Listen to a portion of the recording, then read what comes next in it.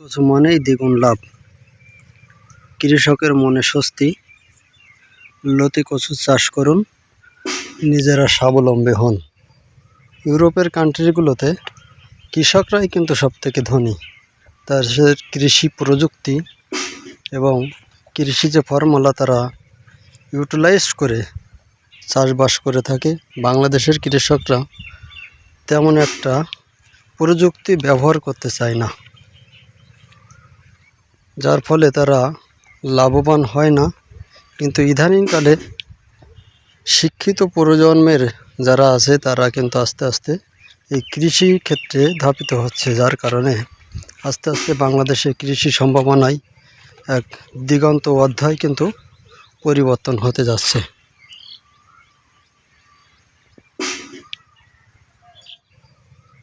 কচু চাষ মানে দ্বিগুণ লাভবান। 5 শতক লতি কচু লাগিয়ে প্রতি সপ্তাহে 1 মণ করে লতি বিক্রি। 1 কেজি লতির দাম 50 থেকে 60 টাকা পাইকারি দরে বিক্রি হচ্ছে।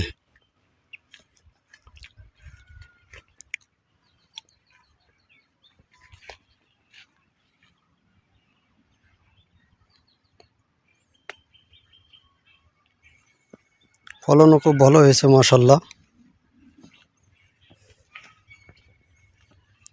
প্রতিটি গাছে 3টা 4টা করে লতি।